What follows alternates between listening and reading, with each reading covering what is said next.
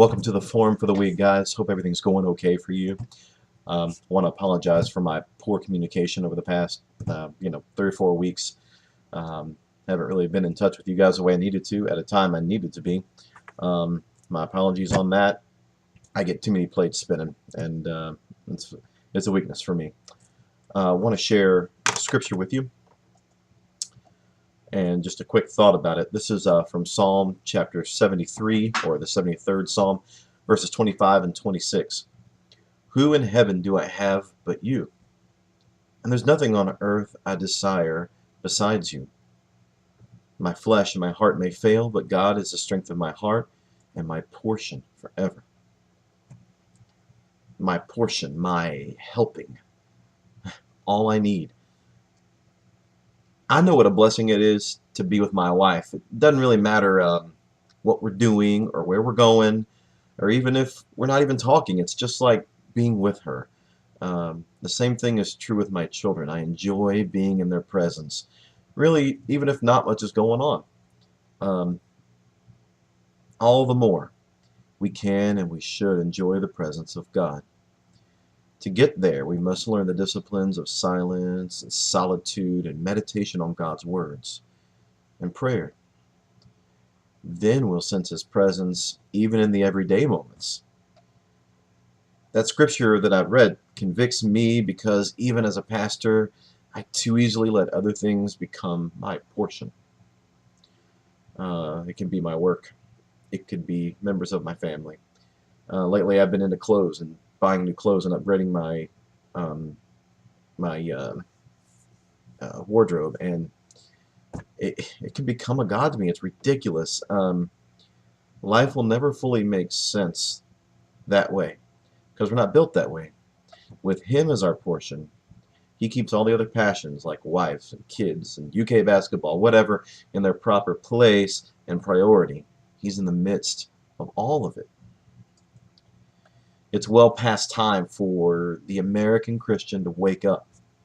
If I can't, as a pastor, say that consistently, not perfectly, but consistently, that He is my portion, how can I lead anyone else to that?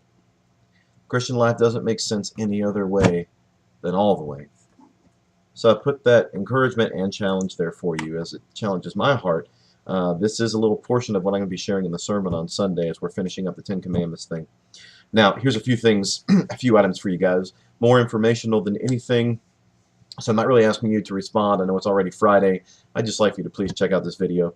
We're hoping to have some IT guys, some guys to help us with the technical aspect of getting people started with the 100-day thing on their phone or on their computer on February the 8th. And so Arthur's been working on recruiting some guys from his group, and I don't know where he stands on that. I'm hoping to find out, Arthur, if you wanted to send an email back, just let us know. Do you have some guys who are willing to help with that? Just at the end of service on Sunday, February the 8th, we're going to have a couple of guys up front ready to help anybody as needed if they want some help, getting the plan started on their phone. I'm going to have printouts available for the reading plan, so every week, each reading mapped out, pardon me, and with check boxes, the whole deal, kind of like on YouVersion for folks who don't want to use YouVersion. I plan to have that this Sunday for you. I also want to remind you about the ministry emphases. I know we haven't done the rest of the testimonies. I plan on having our group share at the end of service this Sunday, and so Jenny, Arthur, you guys need to be thinking about getting that together if you haven't already. Hopefully you've got it. We just haven't done it yet. But if not, I need you to work on your little 60-second spot describing your ministry emphasis. Jeff's group is already gone, and so we'll go this Sunday. I'd like to get you guys in over the next couple of Sundays. Also, I want to remind you and encourage your group to come to the MAP training on February the 8th at 2:30. This is something I highly encourage you to come be a part of, unless you just absolutely don't feel like you don't need it. But I'd love for you to come be a part of that as well. Thank you for your time. I love you guys. If there's any questions I can answer or any way I can be a help to you. Oh, the last thing, I'm sorry. The studies for 100 days. Your first Bible study for 100 days will not be on February the 8th. It'll be on February the 15th. and I plan to have by the 8th, by Sunday the 8th, the Bible study for you to have for your group for the 15th. So each week you'll have a week's notice. You'll have a whole week to prepare the Bible study. The Bible study, or your study portion, is going to be really focused on the application, because you'll have the sermon to work from, so you won't have to necessarily reiterate all of that, and that takes care of part of your study time. You don't have to go read a bunch of commentary, because my sermon is the commentary on the scripture. Okay? And so you'll see. I'll hand it out to you on the 8th, and I think it'll make sense to you. And if you got any questions, of course, holler at me anytime, all right?